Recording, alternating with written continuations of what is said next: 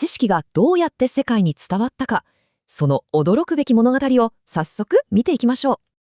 インターネットなんてない時代、偉大なアイデアってどう旅したんでしょうか。そう、古代の帝国は言葉の壁を越えて交渉する必要があったんです。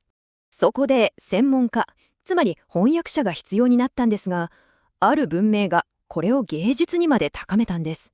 それが古代ウイグルです。彼らこそ中世シルクロードの血の巨人でした。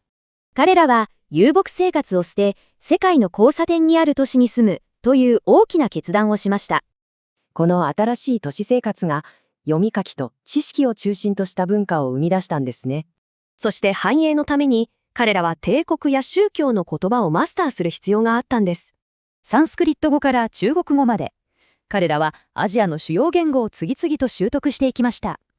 話すだけじゃないですよ。それらを書き留めるための文字も完璧に使いこなしたんです。まさに文字の武器庫ですね。これがあったからこそ文化の架け橋になれたわけです。そして彼らの大きな使命が壮大な翻訳プロジェクトへとつながっていきます。様々な宗教を扱いましたが、特に力を入れたのがこの膨大な仏教の経典だったんです。でも彼らの翻訳スタイルは劇的に進化します。単なる直訳から芸術的な意訳へと。この変化を象徴するのがある一人の天才翻訳家の存在なんです。彼の名はシンク・シェリー・ツツン。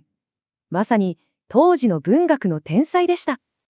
彼の代表作が金光明経。これをただ訳すのではなく、全く新しい作品として作り変えたんです。この手順を見てください。